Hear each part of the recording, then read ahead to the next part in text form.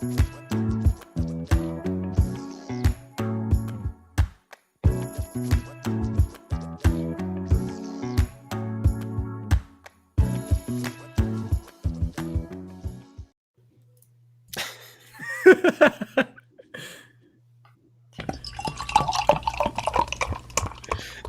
you go, boys. Say, you both look like you got a Furphy or two to tell.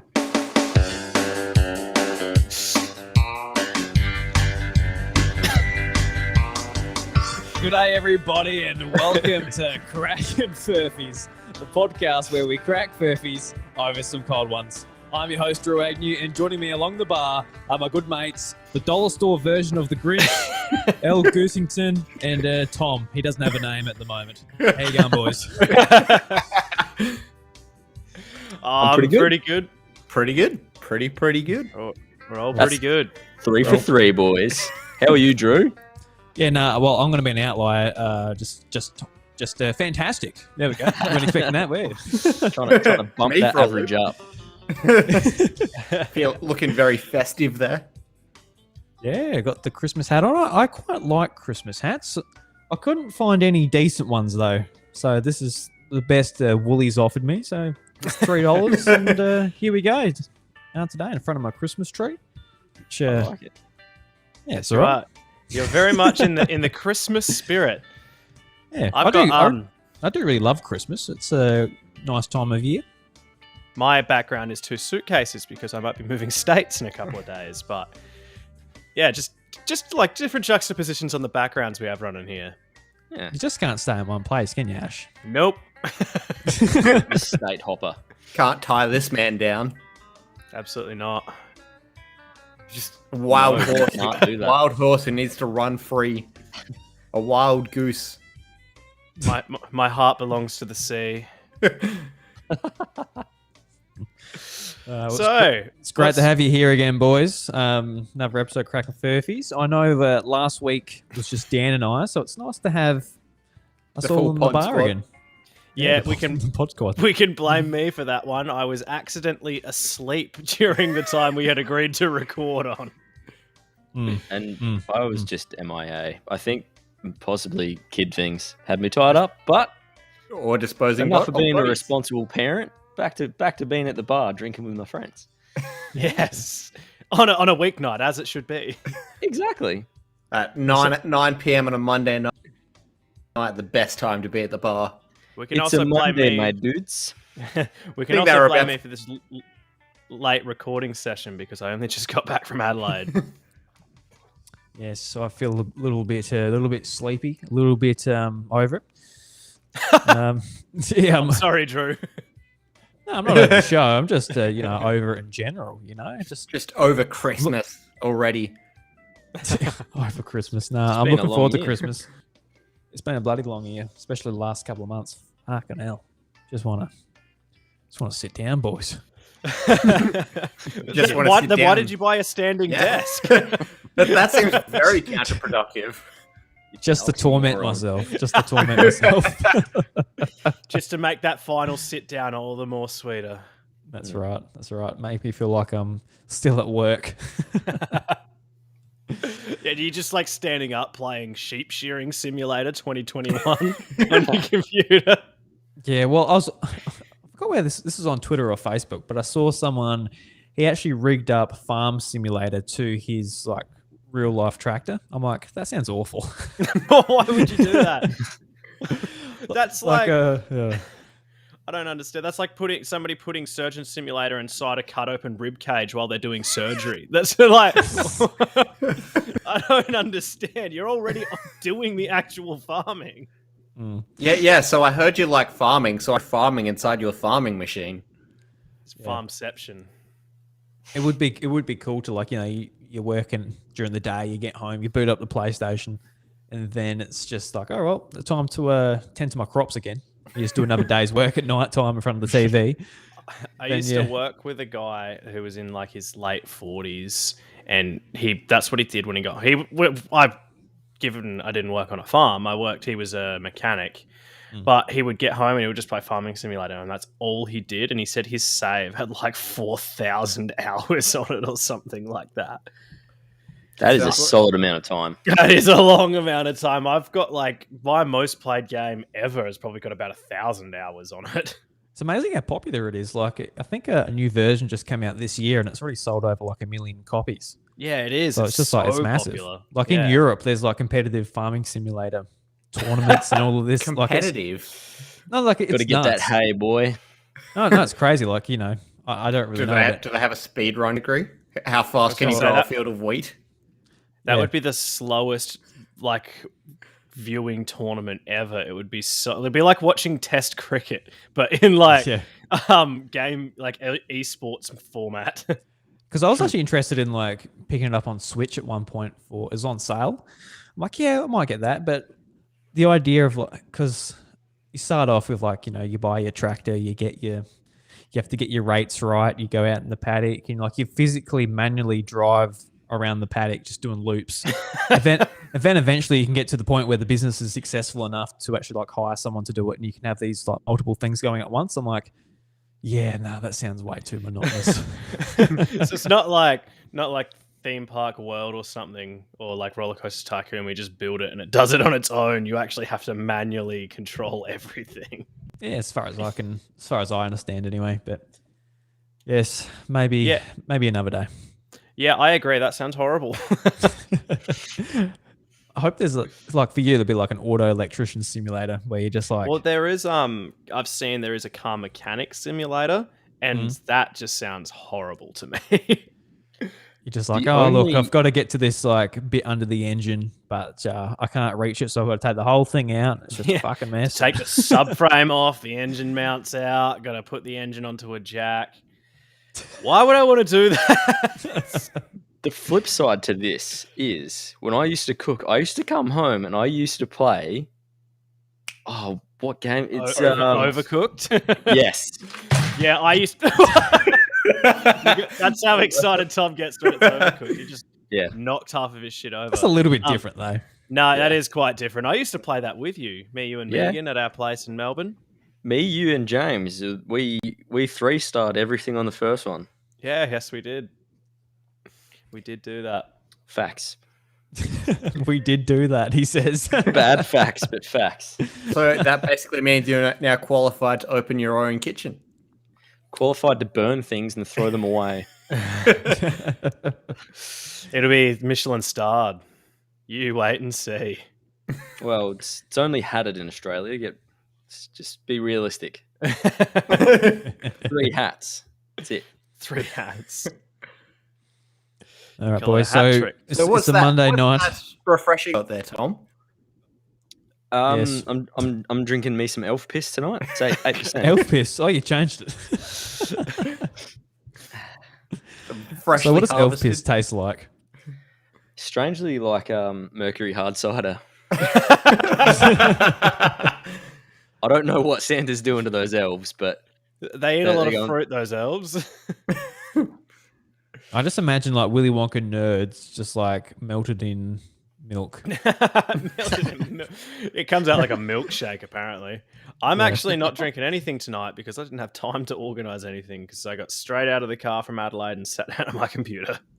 Oh, you would have had a couple of beers on the drive home though. Sure. Well, In I actually preparation. could have because I wasn't driving, but I still didn't.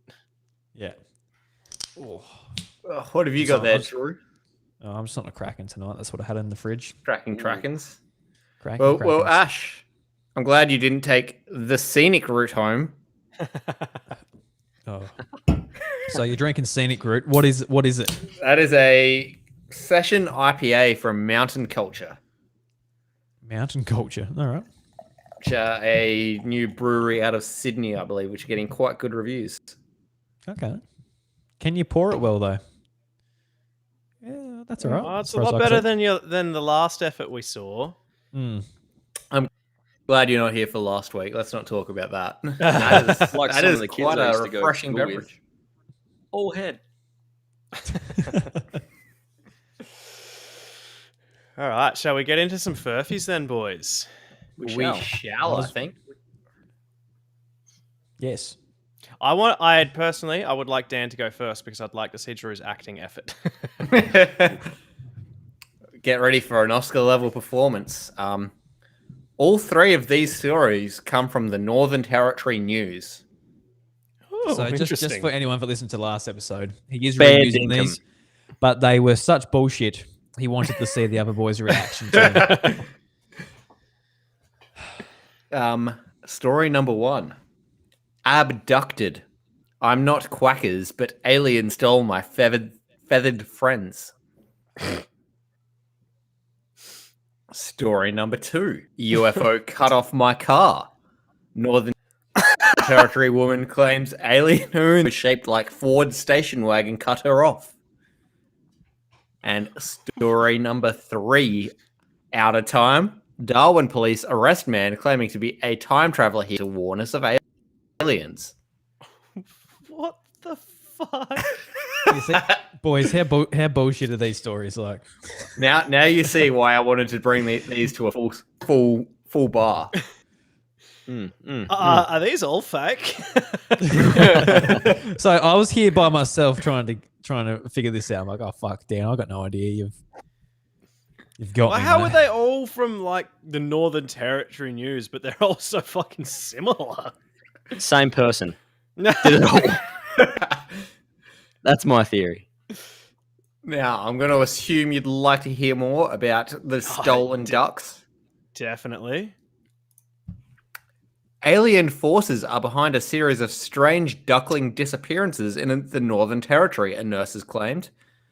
About 2 months ago, one of Humpty Doo nurse's Desi friend's ducks went missing, then another, and a third, until a total of 8 ducks went missing from her lockyard. Mysteriously, over the course of 2 weeks, one by one, they disappeared into thin air, she said. There's no sign of any forced entry, there's no feathers, there's no big fat snakes, there's no dogs, there's no evidence at all. A wild couldn't have got past my dog and would have left feathers or a mess. And a snake couldn't have eaten 8 ducks in 3 weeks. The birds had clipped wings and couldn't fly, so Miss Friend said it was unlikely her feathered friends escaped themselves. However, she hadn't ruled out the possibility of an alien abduction. That's definitely on the card, she said. Whoever has taken the ducks has taken all the good ducks, and I've been left with Squawky Duck and Old Duck, who is a bit senile. So it must be alien forces that have left me my 2 worst ducks. It's not snakes or dogs. The next logical thing it could have been is aliens. The bigwigs don't want you to know, but the ducks at this lady's house are free. Get some free ducks with this one cheap trick.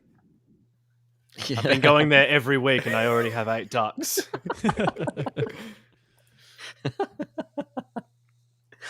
I want there to be like a calling card left in her backyard that just says, I am alien. I've taken your ducks to Mars. I am 12. Right. Story number 2. A Northern Territory woman claims she was cut off by 2 alien beings in a spaceship, shaped like a Ford station wagon before it took off, surrounded by green, blue, and red flames. Her amazing tale was just one of the stories to emerge after public broadcast of the ABC opened up the airways in the Northern Territory to UFO believers. Betty from Alice Springs said her close encounter occurred in 1969. She was driving 12 miles south of Aileron towards the northern city of Alice Springs at 4 a.m. with her 6-year-old daughter when they saw the vehicle flying alongside us. We saw 2 figures inside this thing. It looked like a Ford station wagon with the windows. It came in front of us really quickly. Her daughter then said, "There's nothing to be afraid of." I said, "Why do you say that?" She said, "I don't know. It just came out of my mouth." And as I was talking, the whole thing took off like a shot out of a gun. And then there was all these green and blue and red flames or lights all around it. I'll never forget it. Did everyone in the Northern Territory get shrooms with their COVID vax? It's a distinct possibility. What? And story number 3. Northern Territory police officers have had a strange encounter of the third kind last Saturday, where they arrested Tom Troughton for public disturbance and drunkenness in Parrap. Mr. Troughton was arrested at 7:45 Saturday evening near the Parrap village market, where onlookers said he looked to be in a panic, rushing around and yelling at the top of his lungs. When arrested, Troughton then asked to be taken to the Chief Minister of the Northern Territory and was claiming of an alien invasion in the next 5 years. One witness, Billy Eccleston of La, said that Troughton grabbed him by the shirt and looked extremely alarmed. He said we needed to get out as fast as we can. They're coming, before running away and tripping over a nearby table. He just looks like a drunk. Police were on him pretty quickly. Still not the weirdest thing I've seen. Police took him to the drunk tank for the night and Troughton was released the next morning. Mr. Troughton has a history of the extraterrestrial. He is called in a UFO sighting over East Point in 2011 and claims he was abducted during a trip to Tennant Creek in 2014.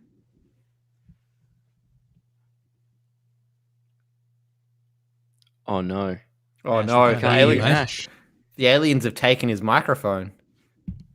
He knows too much. The CIA shut him down. Can you hear me? Oh, we Yeah. can. Hey, there we go. I don't know what happened there. So I was just in the middle of saying, I've got no fucking clue. Drew did a pretty good poker face. I'm pretty happy with your acting there, Drew, because thank you. you definitely didn't give it away. So And the best actor award goes to Me. Jonah Hill. No one believes that. Yeah, I'm gonna have a stab because I've got absolutely no fucking clue. I'm gonna go with number 3. Dose for me. DOS. DOS. Drew, would you like to do the honors? Dios. What did I do the first time? It was number 1, wasn't it? That was my I think choice. you did number 1 the first time. Yeah, so I chose the ducks because I was just really hung up on ducks. I'm like, fuck I like ducks. So but no, the Furphy. The government also that doesn't time- want Drew to give the story away. We've been That time hacked. Drew cut out. Am I still here? Yeah, no, we can hear you now. But you definitely Oh, cut yeah, out I'm back. there momentarily. Yeah, the story is number 3. That's Yeah. Nice. I Which only is- got that Yes. completely out of a blind stab. It was a 1 in 3. So Dan did a really good job because they're all such bullshit. And it's Yeah, just, I know. One just happens to not be real. It's like, all right. They're Even like also the ducks one, similar that's as bullshit. well. Yeah. Yeah. You read the first 2, and then the third one Cheeky would come so bastard. naturally. You probably didn't even have to think about it. The aliens told me to do it. I was struck from inspiration from the heavens above. Also from Darwin. But yes, Northern Territory News is a goldmine for stories that seem like absolute bullshit, but somehow make it to the front page. That's because there's not a lot going on there. Let's be honest. Former front page stories were topless waiter puts out building fire. He left a shit instead of a tip. Taxi driver finds shit on his front seat. And stuck a clacker up my cracker. Man tells of why he put a snake up his ass on a buck stone. All legitimate was that? stories. I don't want to hear about that last one. Yeah, why would you put a snake up your bum hole? What, you guys haven't? Not yet. Give it time. All right, who would like to go next? The rite of passage. You. Me? I vote. All right. I vote Ashton Kutcher. Ashton I vote El Kutcher Goosington. coming at you. Well, they're 2 different people, so. All right, let me find where I've hidden them because I do this quite well. All right, story number 1. Canada taps into strategic reserves to deal with massive shortage of maple syrup. Story number 2. 3 dead, hundreds injured after storms rouse scorpions in Egypt.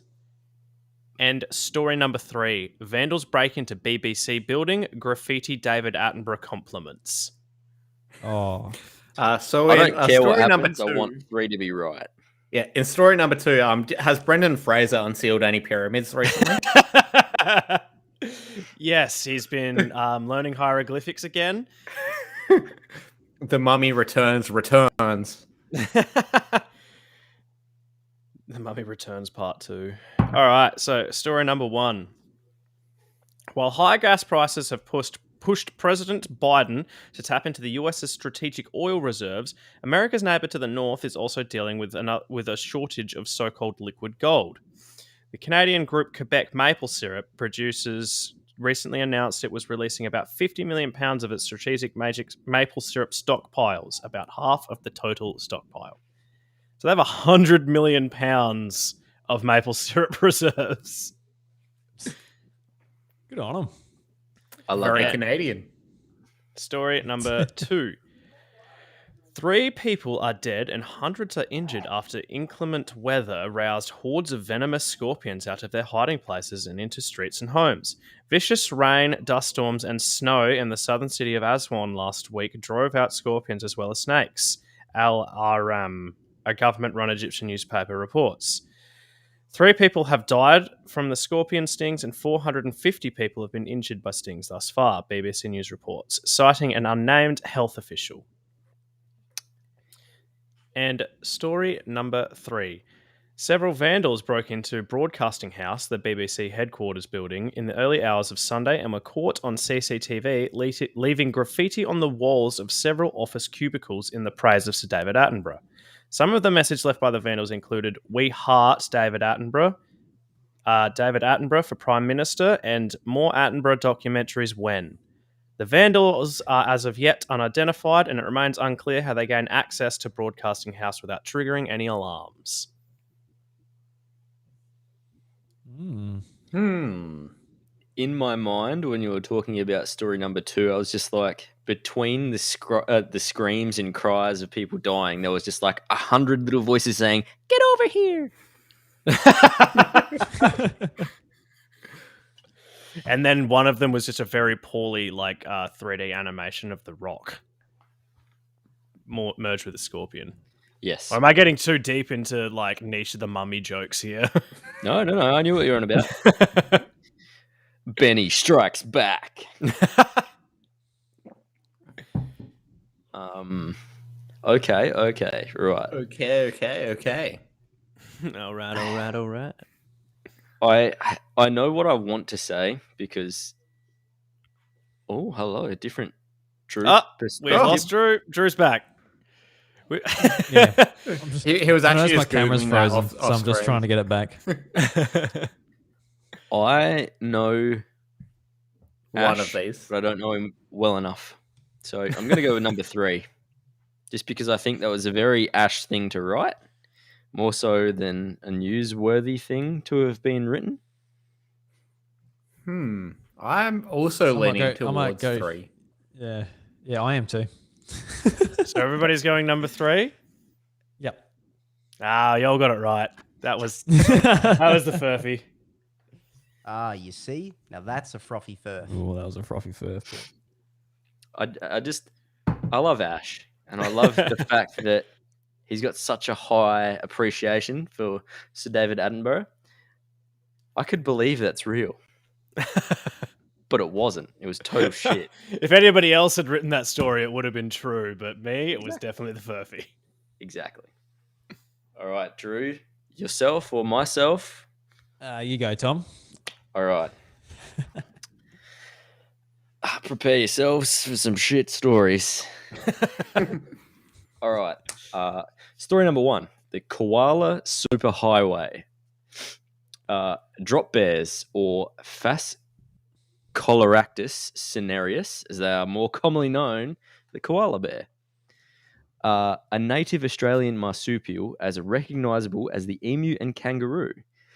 Recent sightings of these furry critters migrating across roads has become more frequent as the temperature rises, resulting in an above-average number of fatalities. While it is normal to see the native marsupials cross roads to find access to shade and more sustenance, Victoria Police are warning festive travellers to remain cautious this holiday season and are urging all to slow down or stop when able to ensure the survival of our native wildlife. So, it was just a short snippet that I took from the actual overall story. They're just saying that there's a lot more koalas crossing the Victorian roads, and there's been lots of koala carcasses out and about. That's fucking mad, bro. That's quite sad, bro. That's fully sick, eh? Next I story. hit a up crow the other is- day and it smacked off my mirror. Very Ooh. disappointing. Lovely. Crows are worth like 20 points because they're so hard to hit. Yeah. They're so smart. No, this one wasn't. Got it solid. This one went out of its way to be hit. Oof. All right. Second story is Australian council to ban cats outside unless they are on a lead. Planned changes to laws in Fremantle, Western Australia, would see felines prohibited from all council-owned areas, including roads, verges, and bushlands.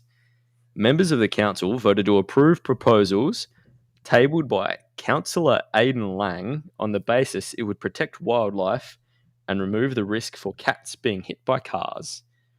In 1970s, dogs would roam our streets, and I expect roaming cats will also become a thing of the past, he told Perth Now. While we have prohibited areas in our natural bushland, cats are still entering. At a minimum, our bushland areas need a prohibited area buffer. Many of our native verge gardens, which also act as as a wildlife refuge, also need protection from cats. Speaking to Western Australia Today, he added, "This is about protecting our wildlife, and it's also about helping to keep people's cats safe from cat fights or getting hit by cars." And our last story is 2 injured as pigs storm golf course in West Yorkshire. The hogs caused chaos at Lightcliff Golf Club, Calderdale, by storming one of the greens and knocking over bags. Club professional David McKidd, 40, said that 2 black pigs were first spotted on the course on Sunday, injuring a golfer by causing cuts to his leg. They later returned on Tuesday and injured a male worker at the club who had attempted to usher them off the course. Both people suffered minor injuries on their legs and were treated at the hospital for protection against tetanus. That's it. That's what I got. I thought it was rusty nails that gave people tetanus, not 30 or 40 wild hogs. Oh, it was just 2, apparently. No, they can. I got a shot for my bite the other day. So got a tetanus shot. Wait, you bit the Bitten by hog? what? No, I didn't get bit by a hog, but I got bit by something else. Ah, So right. So in the week off certainly hasn't slowed me down because I'm pretty sure I know which one's the correct answer. So I'll let you two discuss this one. I what are we like it. thinking, Dan? I'm thinking. Let's nail this one.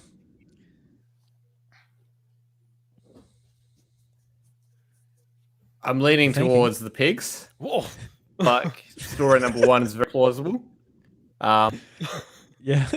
And I feel like I'm dropping in and out a lot here. So Oh, you sort of paused for like a few moments and then it played everything that had happened since, but at like super speed. It was really weird. I'm gonna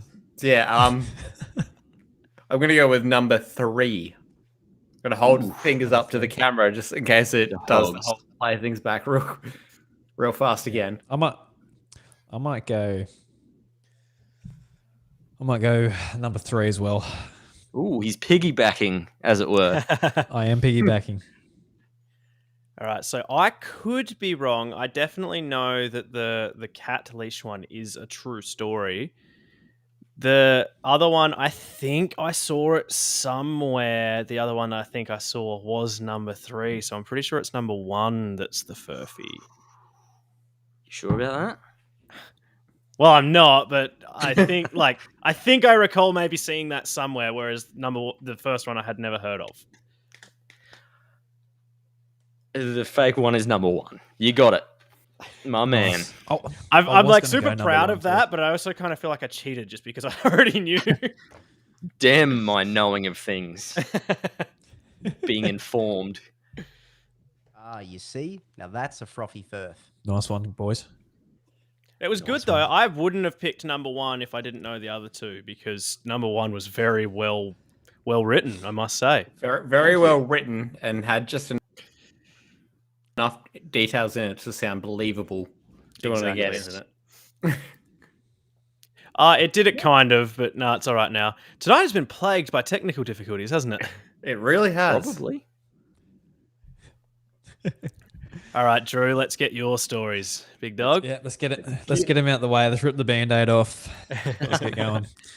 So, story number one: Santa costumes recalled as thousands of Christmas hats went missing during transportation. I stole Story them all. Story number two: a U.S. congressman posts family Christmas pictures with guns days after deadly shooting. And story number three: Natalie Barr's hilarious response after Christmas tree mishap on Sunrise.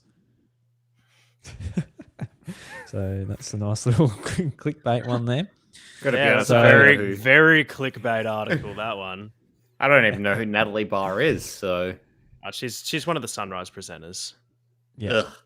So... Yeah, fair enough. Curse you in your mainstream media. I haven't written anything down for any of these, so I'm just going to say it off the top of my head. You know, just like you would at the bar. You know, you don't have your bloody laptop out. Free bullet. So the story number one with the Santa costumes being recalled. There was a small retailer in the US where they ordered a bunch of cheap. It must have been like one of those like retail cheap shops. You know, just like your $2 shops. And they ordered like a bunch of these Christmas costumes late in November or so. And then just they all came in without hats, and they got a lot of complaints from mums from this Christmas pageant, which was the week before. So a bit unfortunate for a small little business there. Story number two, the US congressman posts family pictures. So there was, unfortunately, there was another high school shooting in the US, and this congressman posts on Twitter, "Merry Christmas.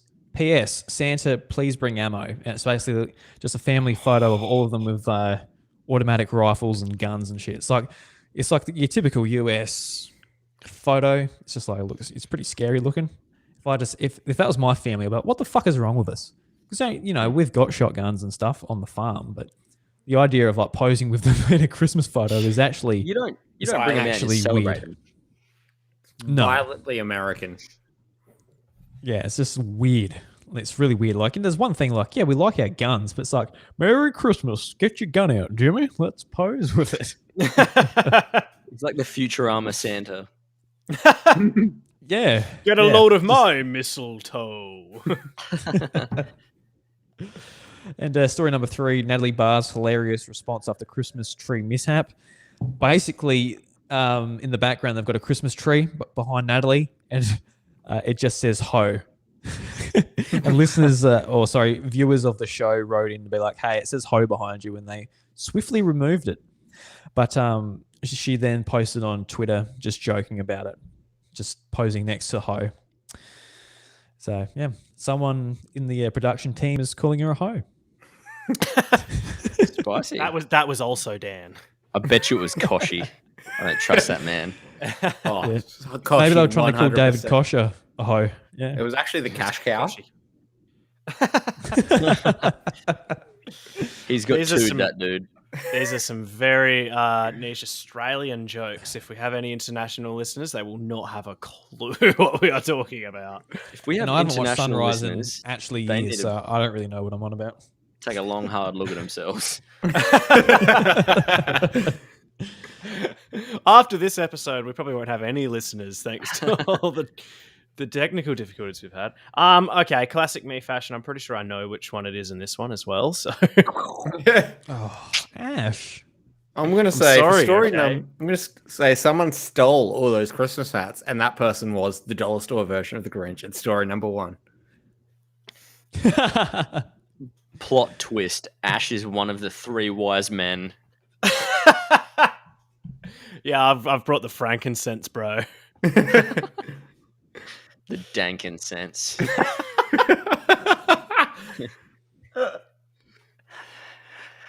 That was a little stupid Christmas twist joke. I like that. Dankin sense.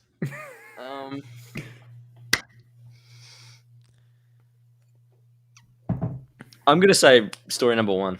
I think you're always looking out for the little man, and I all the think time. you are so nice to highlight, small business doing it rough. Highlight a lie. Yeah. So, okay, I know the sunrise one definitely happened. And this is the same as with Tom's. I'm pretty sure I saw something about the US Congressman one, so I'm going with number 1 as well. Ah, you see? Now that's a frothy Furph. It was number 1. It was number 1. We are gods! Well done, boys. Well, that's all our Furphys. Get furfed. So I picked all 3 of yours, but then all 3 of you picked mine as well. So I don't know if that means I did good or I did bad. It just levels itself out. Yeah, it does, doesn't it? I think so.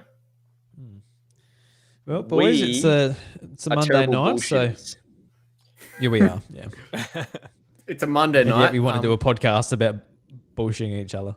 It's a Monday night, and I think we should call it before anybody else cuts out. So It's a Monday night. We're getting signs from the internet to stop. Just as stop soon it, as boys. Tom's mentioned the word dankin sense, the lords of the internet were like, right, we got to put a stop to this. Shut it down. All right, boys. Well, thank you very much for joining me tonight here at the bar. I really do appreciate it. It's good talking to you. Ash, I hope you get into Western Australia. Dan, I hope you have a good week in Adelaide and don't get COVID. Tom, you're going to have a bloody wonderful time here in this. You're going to have a wonderful time here in the southeast. It's a wonderful place. And Tom, I don't just go keep far. enjoying that warm elf piss. Oh, it has been enjoyed. He's going to go milk another elf as soon as we finish broadcasting. It's Where do almost you as hard as milking an almond. Oh my god. All right, boys. That brings us to the end. We really Smashes did his computer with an axe. On that note, All right, boys. See you later. Noit. Noit. Noit.